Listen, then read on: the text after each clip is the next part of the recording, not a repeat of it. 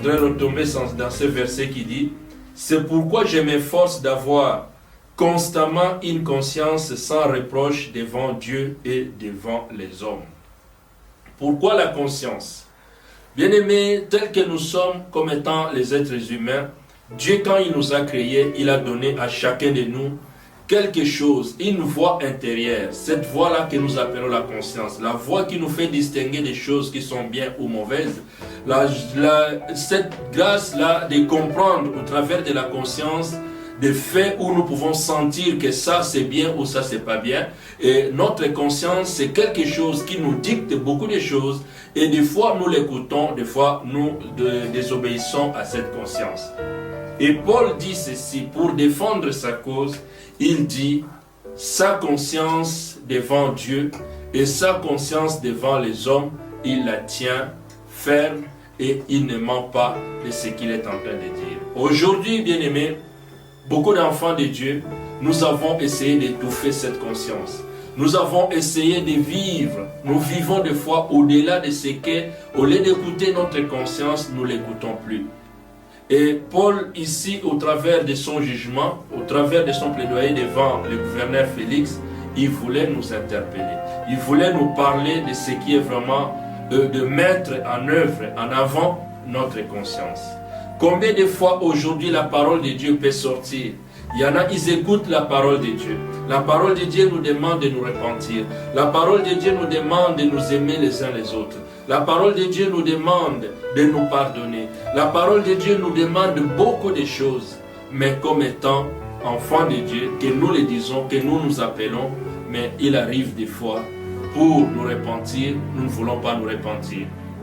Pour comprendre que les temps que nous vivons sont devenus difficiles, mais nous ne voulons pas comprendre cela. Nous voulons vivre tout simplement dans nos propres sentiments. Et ici, par exemple, en Europe, pour la plupart des cas, j'ai toujours vu, et tu verras un ministre qui, on le soupçonne peut-être pour un tel dossier, pour une telle situation, le lendemain, vous allez écouter que ce ministre a fait quoi? Il a démissionné. Pourquoi? Parce que sa conscience le met en une, sa conscience lui dit que voilà, tu n'es plus digne par rapport à ce qui est arrivé. Mais nous, aujourd'hui, comme étant enfants de Dieu, notre conscience sonne, notre conscience frappe, notre conscience nous révèle des choses que des fois nous-mêmes nous connaissons que les autres ne connaissent pas, mais nous faisons étouffer cette conscience. La conscience, c'est quelque chose que beaucoup d'enfants de Dieu aujourd'hui ont essayé de l'étouffer sans pour autant vivre la parole de Dieu comme il se doit, mais pour tout simplement vivre selon nos propres sentiments. Mais Paul dit, ma conscience sans reproche devant Dieu et devant les hommes. Mais là où tu me suis, que dit ta conscience? Là où tu me suis, ce que tu fais, est-ce que c'est bien? Là où tu me suis, des fois, tu es celui qu'on appelle homme de Dieu. Là où tu me suis, tu es peut-être celui qu'on appelle serviteur de Dieu. Là où tu me suis, tu es peut-être celui qu'on appelle un frère ou une sœur engagé dans l'église. Mais ta conscience te reproche quoi? Que te dit ta conscience? Mais aujourd'hui, nous vivons au-delà de ce que notre conscience nous dit. Et tout le monde se plaint. Chacun se plaint. Mais nous tous, nous sommes dans des églises. Nous tous, nous sommes dans des lieux. Nous parlons. Mais on ne sait plus qui fait quoi, qui fait ceci, qui fait cela, qui a parlé, qui n'a pas parlé. Mais nous tous cela, nous avons essayé d'étouffer notre conscience. Mais ce que je voulais te dire tout simplement aujourd'hui, bien-aimé, c'est que nous devons réveiller notre conscience. Cette conscience que nous allons réveiller, c'est pour que nous puissions donner le meilleur de nous-mêmes. Cette conscience que nous allons réveiller, c'est pour que nous puissions prendre conscience des choses de Dieu. Les temps que nous vivons sont devenus difficiles. Bien-aimé, la mort peut frapper au travers de ta porte. Jésus-Christ peut revenir aujourd'hui, mais consciemment, toi-même tu le sais. Est-ce que tu sers Dieu de tout ton cœur? Est-ce que tu aimes Dieu de tout ton cœur? Est-ce que tu aimes Dieu de toute ta force? Est-ce que tu le sers de toute ton âme? Est-ce que tu le sers de tout ton esprit? Ou tu le fais parce que le monde le fait et toi aussi tu veux le faire? Mais je voudrais tout simplement que nous tous, nous puissions rentrer à nous-mêmes et que notre conscience puisse nous parler. Et que chacun de nous puisse écouter la voix de son cœur. Que te dit ton cœur? Ton cœur, parce que celui qui est mauvais sait qu'il est mauvais. Celui qui est bien sait qu'il est bien. Mais que nous puissions vraiment refaire, ressortir tout ce qui est nos sentiments au plus profond de notre cœur. Comme ça, nous saurons servir notre Dieu dans de bonnes conditions. Nous saurons servir notre Dieu comme la parole de Dieu nous demande. Nous saurons être des hommes et des femmes qui craignent Dieu, et nous saurons être des hommes et des femmes qui aiment nos frères et qui aiment nos sœurs. Parce que ce que tu peux faire, fais-le, si c'est bien. Mais ce que tu sais que ce n'est pas bien, ne le fais pas. Parce que personne ne peut tromper l'autre. Il arrive des fois que nous faisons des semblants entre nous, devant les gens, nous sommes autres personnes, mais dans la réalité, nous sommes aussi des gens qui sont contraires. Mais je voulais tout simplement te dire, mon frère, ma sœur, que la conscience, beaucoup de gens ont étouffé leur conscience. Mais n'étouffons pas notre conscience.